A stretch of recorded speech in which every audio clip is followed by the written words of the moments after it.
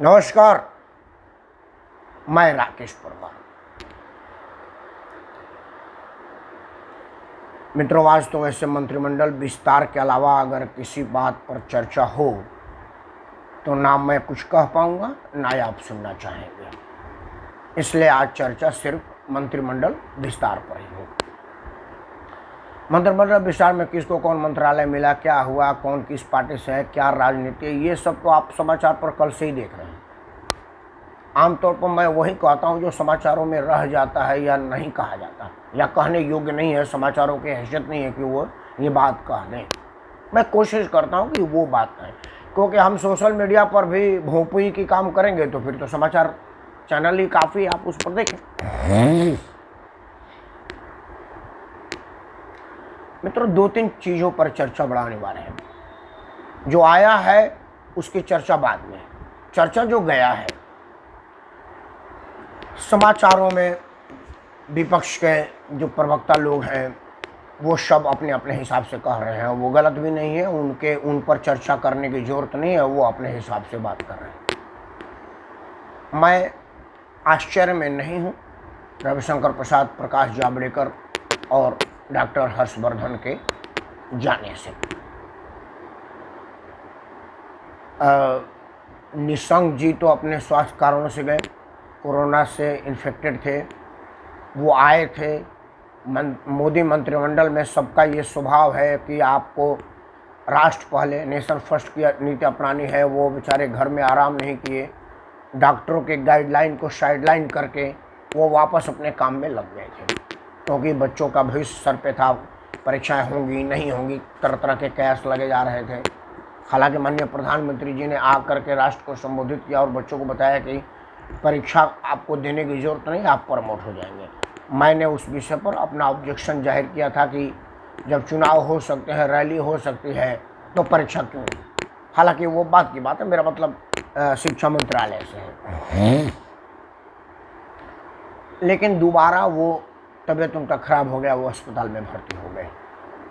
उनके स्वास्थ्य कारणों से उनको विदा किया गया कि आप पहले स्वास्थ्य लाभ लीजिए और वापस फिर चुस्त दुरुस्त होकर आइए, क्योंकि मोदी के साथ रहना है तो चुस्त दुरुस्त तो बड़ा ज़रूरी है। ढीलापन तो यहाँ बर्दाश्त ही नहीं है। स्कोप ही no room for leniency, Modi ji का ये अपना मानना है। उनको हटाएगा। संतोष गंगवार का भी तबीयत खराब है। संतोष गंगवार बहुत पुराने भी हो गए, वो दुबले पतले दधीच की हड्डी दरअसल लगते हैं, का मतलब नहीं है कि युवा और नौजवान है। उनका भी तबीयत बहुत अच्छा नहीं है। संतोष गंगवार को भी स्वास्थ्य कारणों से हटाया गया है। मैं समझता हूं कि अगर वो स्वस्थ हो जाएंगे तो वापस संगठन में या सरकार में उनकी सेवाएं ली जाएगी। और नाम मंत्रिमंडल में है, जो बड़ा नाम है जिस पर सबको आश्चर्य हो रहा है, वो है रविशंकर प्रसाद, प्रकाश जावड़ेकर और डॉक्टर हर्षवर्धन। चर्चा करते हैं। सबसे उत्तम स्वास्थ्य है तो स्वास्थ्य मंत्री डॉक्टर हर्षवर्धन का। मित्रों, डॉक्टर हर्षवर्धन के लिए जितनी मुँह उतनी बातें कही जा रही हैं। असल में मोदी जी ने क्या सोच के हटाए वगैरह तो मोदी जी जाने, क्योंकि मोदी जी तो कहते हैं कि भाई विकास छपा से दूर रहिएगा और कोई अनुमान मत लगाइएगा, क्योंकि हमारा कोई ठीक नहीं है। हम दुनिया के सबसे अनप्रेडिक्टेबल इंसान हैं। हमारा प्रेडिक्ट करना बड़ा मुश्किल काम है, हमारा पूर्वानुमान लगाना बड़ा मुश्किल काम है। इसलिए हम पर पूर्वानुमान मत लगाइएगा। जब तक आपको आदेश न जाए, टेलीफोन न जाए, टेलीफोन जाने के बाद भी एक बार कन्फर्म करिए, दोबारा वेरीफाई करिए कि वाकई टेलीफोन आया है क्या, कि कोई आदमी यूं ही तफसील लेने के लिए कर रहा है। ऐसा कहने वाला आदमी का प्रेडिक्शन करना बड़ा मुश्किल काम है, लेकिन जो हम अंदाज लगा रहे हैं। डॉक्टर हर्षवर्धन WHO में अध्यक्ष भी हैं। वर्ल्ड हेल्थ ऑर्गेनाइजेशन, विश्व स्वास्थ्य संगठन, दुनिया की सबसे बड़ी पंचायत के अध्यक्ष हैं। कोरोना के बाद और कई तरह की बीमारियों के स्कोप बन रहे हैं और दुनिया एक बड़ी महामारी, हम लोग कह रहे हैं कि तीसरी फेस आएगा, वो फेस आ गया। इसके बाद डेल्टा वेरिएंट आ गया, उसके बाद वो रेड, येलो, नीला, पीला, वो सब क्या क्या आया है। बीमारियों का नाम जितना कम लीजिए कम है। हो सकता है माननीय प्रधानमंत्री जी ने सोचा होगा कि हर्षवर्धन का मंत्रिमंडल से ज़्यादा दुनिया के स्वास्थ्य क्षेत्र में एक निष्पक्ष, निष्कलंक और मेहनती आदमी की आवश्यकता हो, तो उन्होंने अपने मंत्रिमंडल से कुर्बानी दे दी। बोला भाई चलो हम एक मंत्रिमंडल में सहयोगी कम कर लेंगे, लेकिन अगर इससे दुनिया को कोई लाभ मिलने वाला है तो हमने भारत के बेटे को दुनिया के कल्याण के लिए निछावर कर दिया, हम मंत्रिमंडल में किसी और से काम चलवा लेंगे। मुझे यही लग रहा है, क्योंकि डॉक्टर हर्षवर्धन असफल नहीं रहे। डॉक्टर हर्षवर्धन का काम, यही हर्षवर्धन है जो पोलियो में दुनिया में सराहे गए थे। पोलियो मुक्त अभियान जब दिल्ली के आप स्वास्थ्य मंत्री थे तो दुनिया में पोलियो एक बीमारी है, इसका टीका आएगा और टीका लगाया जाएगा और टीका से दुनिया पोलियो मुक्त होएगी, उसमें विश्व स्वास्थ्य संगठन ने डॉक्टर हर्षवर्धन का तारीफ की थी। दुनिया के बड़े बड़े देशों में जहाँ की चिकित्सीय व्यवस्था हमसे हज़ारों गुना बड़ा है, उन्होंने भी हमारे डॉक्टर हर्षवर्धन की तारीफ की थी। ये वही हर्षवर्धन है, तो ये कोरोना में फेल हो सकते हैं ऐसा तो हम मान ही नहीं सकते। मुझे लग रहा है कि उनको स्वास्थ्य संगठन में कोई बड़ी जिम्मेवारी जो मिली हुई है उसी पर कंसंट्रेट करने के लिए मोदी जी ने उनको पदमुक्त किया होगा, इसलिए कि हम भारत में त्याग तपस्या बलिदान हमारा प्रवृत्त है। हम तो दधीच के देश का है जहाँ दुश्मनों के सत्यानाश के लिए दधीच ने अपनी हड्डी तीर धनुष बनाने के लिए दे दिया था और जिंदा अपना मांस नचवा दिए थे। तो ऐसे त्यागियों का हमारा देश है, तो हो सकता है डॉक्टर हर्षवर्धन को इस उद्देश्य से भेजा गया हो। अब आते हैं रविशंकर प्रसाद और प्रकाश जावड़ेकर। दोनों का मामला बराबर है, दोनों हाई प्रोफाइल मंत्री थे, प्रधानमंत्री के दुलारे भी थे, काम भी इनका बहुत बढ़िया था। आईटी सेक्टर में दोनों मिल करके प्रेस कॉन्फ्रेंस करते थे, दुनिया के चौधरियों से लड़ाई के विषय में एकदम हाँ विनय जी नमस्कार, उन दोनों ने बड़ा अच्छा काम किया। उनको मंत्रिमंडल से हटाने का उद्देश्य होगा। आप याद करिए कि जब आदरणीय अटल बिहारी वाजपेयी जी की सरकार थी तो जो अभी के उपराष्ट्रपति हैं वेंकैया नायडू साहब, ये भारतीय जनता पार्टी के अध्यक्ष बने। उन्होंने आदरणीय अटल बिहारी वाजपेयी से अनुरोध किया कि हमको एक तेज तरार और निष्पक्ष ईमानदार महासचिव दिया जाए जो पार्टी के काम में हमारा मदद कर सके। अटल जी ने बोला कि ये राष्ट्र बड़ा सर्वोपरि है और पार्टी की सरकार होती है, सरकार की पार्टी नहीं होती। मतलब इस वक्त भारतीय जनता पार्टी के नेतृत्व में एनडीए की सरकार है, भारत के सरकार के जी में एनडीए नहीं है, पहले जान लीजिए, पार्टी बड़ा है। तो उन्होंने अपने सबसे प्यारे दुलारे और तेज तरार मंत्री प्रमोद महाजन को मंत्रिमंडल से हटाया और भारतीय जनता पार्टी का राष्ट्रीय महासचिव बनाया। आज वही इतिहास अपने आप को दोहरा रहा है जब जेपी नड्डा साहब भारतीय जनता पार्टी के राष्ट्रीय अध्यक्ष हैं। आपको ये जान लो, जेपी नड्डा वैसे बेशक हिमाचल प्रदेश के रहने वाले हों, लेकिन वो पटना विश्वविद्यालय में पढ़े हैं और उनके सहपाठी में ये रविशंकर प्रसाद, लालू प्रसाद, सुशील मोदी, ये सब लोग हैं इसमें।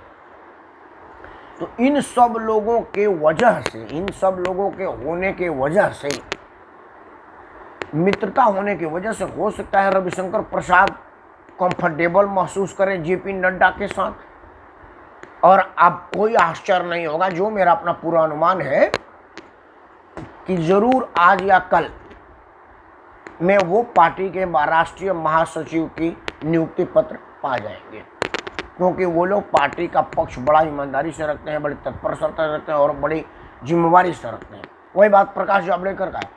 प्रकाश जावड़ेकर मंत्री बनने से पहले भारतीय जनता पार्टी के राष्ट्रीय प्रवक्ता थे और पार्टी की पक्ष हर चैनलों पर, हर फोरम पर बड़ा बढ़िया और ईमानदारी से रखते थे, तो वो उनको पार्टी में समावेश किया गया है, इसलिए मंत्रिमंडल से हटाया गया है।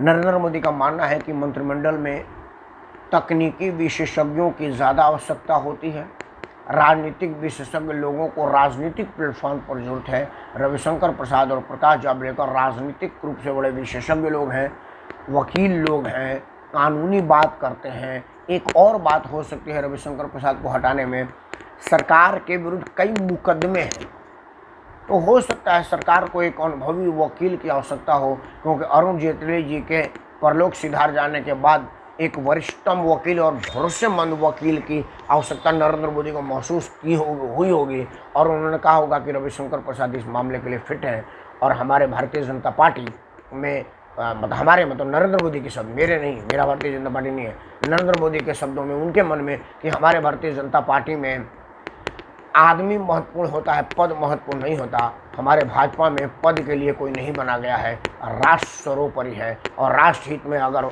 रविशंकर प्रसाद को वकील के रूप में या पार्टी महासचिव के रूप में या पार्टी प्रवक्ता के रूप में ज़्यादा उपयोगिता है तो उनको उसी पर रखा जाए।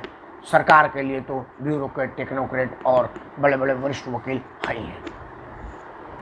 मित्रों, अब जो लोग निकाले गए हैं उसमें से कुछ लोगों का स्वास्थ्य कारण है और कुछ लोगों की राजनीतिक मजबूरी है, इस वजह से निकाला गया है। नरेंद्र मोदी का उद्देश्य किसी को नीचा दिखाना या कोई असफल होना इस वजह से नहीं निकाले गए हैं। क्यों? क्योंकि मेरा मानना है कि ये पूरी की पूरी सरकार असफल हुई ही नहीं है, ये पूरी की पूरी सरकार सफल है। अब तक उन्होंने कोई असफलता का स्वाद नहीं चखा। जिसके जिम्मे जो दिया गया है वो बड़ी ईमानदारी और मेहनत से किए हैं, इसलिए कि उनका जो मॉनिटर करता है भारत के प्रधानमंत्री नरेंद्र मोदी, वो बड़ी ईमानदार और कर्मठ हैं। और अगर आपका कैप्टन कर्मठ हो तो कोई ढीला ढाला खिलाड़ी भी होता है, वो भी परफॉर्मेंस बढ़िया कर जाता है।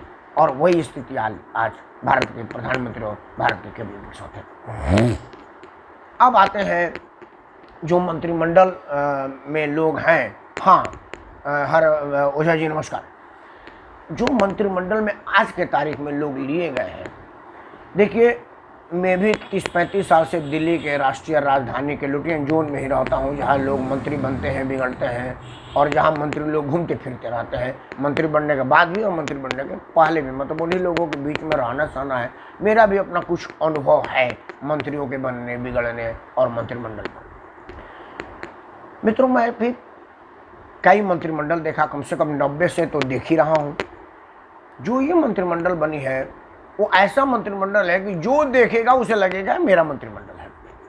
जिस तरह से आप सूर्य को बलिया में देखेंगे तब भी लगेगा कि आपके पूरब में उदय हुआ है, दिल्ली से देखेंगे तब भी लगेगा कि आपके पूरब में उदय हुआ है, पश्चिम में जा करके बॉम्बे में देखेंगे तब भी यही लगेगा कि पूरब हो रहा है। सूर्य की स्थिति ऐसी है, इस जगह पर है कि जो जहाँ से देखेगा वहीं से उसको पूरब में उदय होते हुए दिखेगा। चाहे वो अमेरिका में जाके देखे, फ्रांस में देखे, जापान में देखे, जहाँ से देखे पूरब की तरह से उदय हुए दिखेगा। उसी तरह से ये मंत्रिमंडल है। ये मंत्रिमंडल दलित भाई कह सकते हैं कि ये मेरा मंत्रिमंडल है, ओबीसी पिछड़ा समाज कह सकता है कि ये मेरा मंत्रिमंडल है, स्वर्ण समाज कह सकता है कि मेरा मंत्रिमंडल है, गरीब समाज कह सकता है कि मेरा मंत्रिमंडल है, पढ़ा लिखा IAS वर्ग, IFS वर्ग कह सकता है कि मेरा मंत्रिमंडल है, इंजीनियर कह सकता है कि मेरा मंत्रिमंडल में, वकील कह सकता है कि मेरा मंत्रिमंडल है। मतलब जो देखेगा ये उसी का मंत्रिमंडल है। पहली बार वो औसत उम्र 55-56 वर्ष का ये मंत्रिमंडल है, जिसमें सभी का औसत आयु 55-56 वर्ष है। इसमें 7 IAS और IFS अफसर हैं, वकील हैं, डॉक्टर हैं, इंजीनियर हैं। आज जिन्होंने मंत्रिमंडल लिया उसमें एक भी अनपढ़ नहीं है। उस सब के सब वकील और डॉक्टर हैं। एक त्रिपुरा से जो महिला आई गई जिनके विषय में बताया जाता है कि वो खेती बाड़ी का काम करती हैं, उनके लिए इसमें आप जान लीजिए कि वो बायोकेमिस्ट्री में स्नातक है, मतलब साइंस ग्रेजुएट हैं। वो अलग बात है कि खेती में वो रम गई है और खेती उनका मुख्य व्यवसाय है। चूँकि हमारा देश ही कृषि प्रधान है, इसीलिए वो साइंस ग्रेजुएट भी अगर खेती कर रहा है तो ये ऑनर का बात है, आदर का बात है, इसमें हंसने वाली बात नहीं है। तो वो भी है, एक डॉक्टर है, एक वकील है, 2-2 3-3 डॉक्टर हैं, IAS हैं, IFS हैं। ऐसे मंत्रिमंडल में लिया गया है। मेरा मानना है कि युवा जोश और अनुभव का होश वाले आदमी को इस मंत्रिमंडल में लिया गया है। अब मेरा मानना है कि क्या रह गया। मित्रों, वैसे तो 2 नाम मुझे बहुत चौंकाए मंत्रिमंडल में।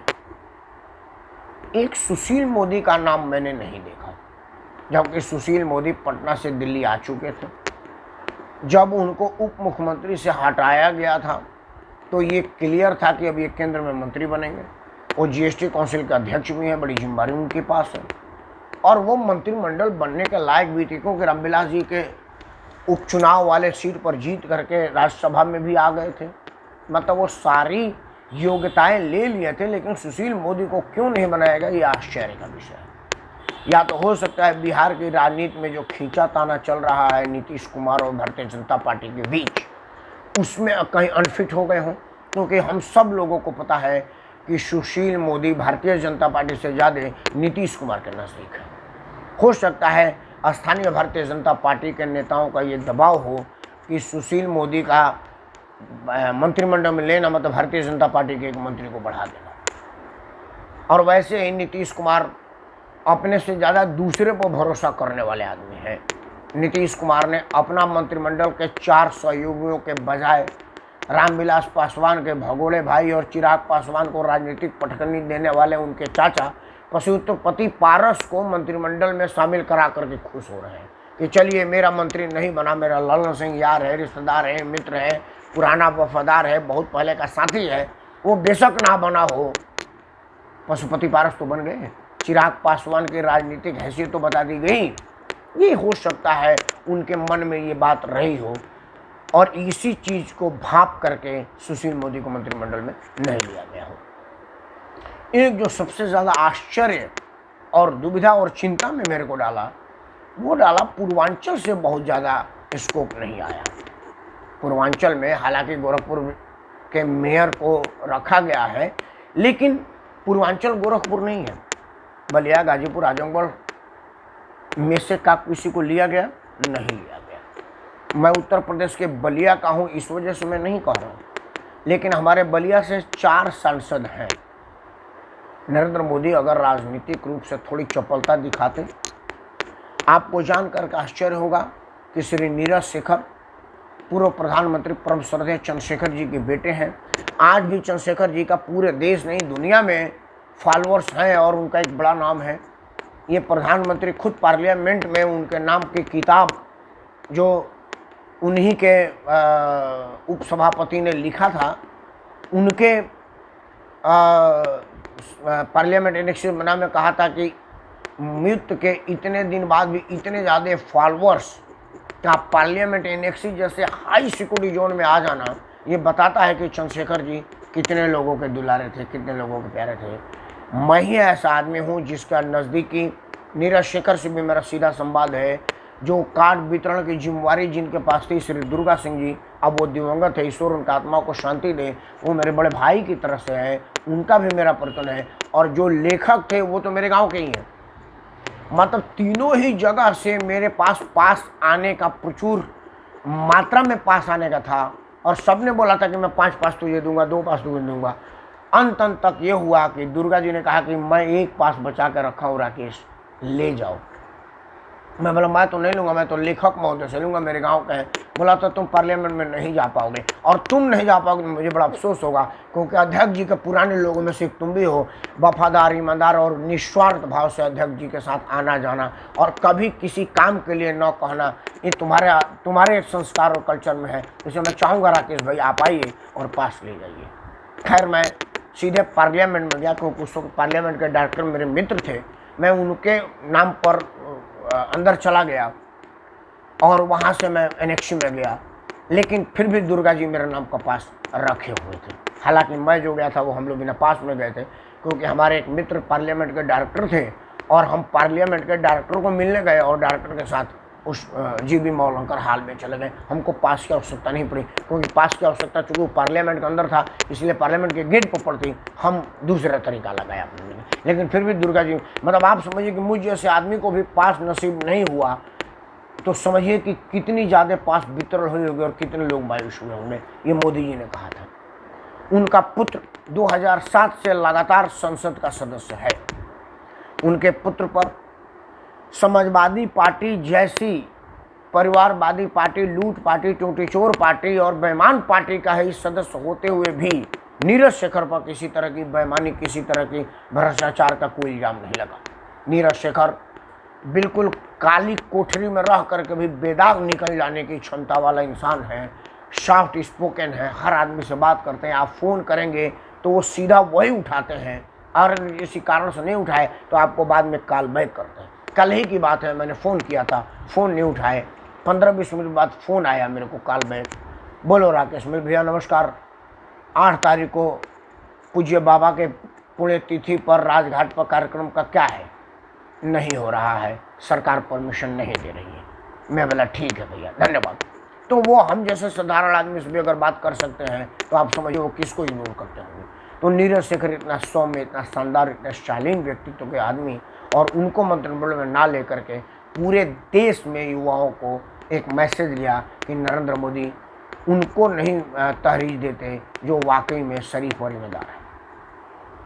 अगर नीरज शेखर को नहीं दिया, मान लिया कि भाई कल पार्टी में आके आज भाजपा में शामिल हो सकता है, आपका मन होगी यार नीरज शेखर को कैसे दो, तो समाजवादी पार्टी के सांसद थे, 2007 से भाजपा में कहाँ थे, मान लिया।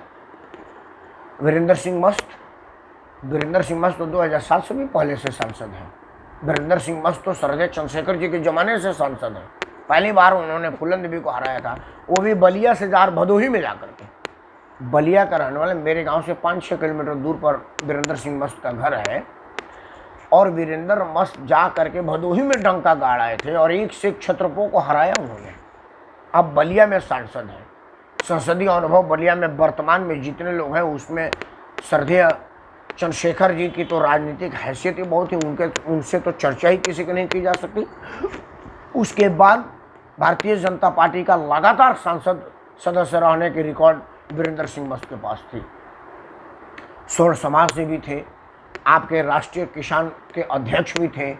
आपने उनको राष्ट्रीय किसान अध्यक्ष से हटाया तो लगा कि मंत्रिमंडल में समावेश करेंगे, लेकिन आपने उनको मंत्रिमंडल में ना लिया, तो मुझे लग रहा है कि आप शायद स्वर्ण विरोधी हैं। आपको स्वर्ण समाज से कोई बहुत लगाव नहीं है। समाज में यही मैसेज देना चाहते हैं कि हमारी सरकार दलितों के, पिछड़ों के, अल्पसंख्यकों की और लोगों के है, स्वर्ण समाज का इसमें कोई स्कोप नहीं है। मान लिया आपको स्वर्ण समाज से नफरत है, ऐसी आपके प्रवृत्ति में है, तो हमारे यहाँ से राजभर भी है। राजभर जी को कहे नहीं लिया, वो तो पिछड़ी समाज के थे, बल्कि आप एक मुकाबले की राजनीति कर सकते थे। ओम प्रकाश राजभर छड़ी लेकर के पूरा उत्तर प्रदेश और पूरे देश में भ्रमण कर रहा है। उसके काउंटर के लिए, उसके वोट बैंक को साधने के लिए कम से कम आपको एक राजभर की जगह, राजभर जो भारतीय जनता पार्टी का पुराना वफादार सिपाही है, जिसको राज्यसभा में शामिल करने के लिए आप खेत से बुला करके लाए, तो बेचारा खेत में काम कर रहा था और आप वहाँ से बुलवा करके उसको लाए, तो उसको मंत्रिमंडल में भी शामिल करना चाहिए था, लेकिन आपने ये उचित नहीं समझा। जहाँ से 4-4 सांसद, हरकेवल प्रसाद का बेटा पुराना समाजवादी और आपका वफादार लगातार 2 टर्म तक सांसद रहा, आपने उस पर भी विचार नहीं किया। नरेंद्र मोदी जी, मैं आपको ये तो नहीं कह सकता कि आप में पार्शलिटी है, लेकिन मंत्रिमंडल विस्तार में ये कुछ चीज़ें रह गई हैं जो दूध को खट्टा कर रही हैं, दही को फाड़ रही हैं। सवाल ये है कि दूध फाड़ रही है और दही को खट्टा कर रही हैं, लेकिन आपने ऐसा कर दिया कि ऐसे लग रहा है कि दही को फाड़ रही है और दूध को खट्टा कर रहा है। स्थिति इतना ही उल्टी जुलूल और उलझा करके रख दिया है। खैर, आपने मंत्रिमंडल ना तो कोई चुनावी उद्देश्य की पूर्ति के लिए किया, ना ही किसी और उद्देश्य से किया, लेकिन हाँ, ये 2024 के चुनाव को मद्देनजर रखते हुए युवा जोश और अनुभव के होश का समावेश किया है। उन लोगों को आप 2-3 साल का मौका देना चाह रहे हैं ताकि ये सब काम करें और आपका नाम करें और 2024 में अनकंटेस्टेड आप वापस इससे भी ज़्यादा बहुमत से लौट करके आएँ। इसी उद्देश्य की पूर्ति के लिए आपने मंत्रिमंडल लिया है। ईश्वर आपका कल्याण करे, लेकिन थोड़ा बहुत आप स्वर्ण समाज के तरफ भी सोचिए, क्योंकि आपका पलड़ा स्वर्ण समाज की तरफ झुकता या बराबर होता हुआ नहीं दिख रहा है। अगर न्याय का तुला आपने पकड़ा है तो कम से कम आपको अन्याय नहीं करना चाहिए, और ख़ास तौर से स्वर्ण के समाज से साथ तो बिल्कुल ही नहीं करना चाहिए। इन्हीं शब्दों के साथ मैं राकेश परमार आप सबको सादर प्रणाम करता हूँ। जय हिंद, वंदे मातरम।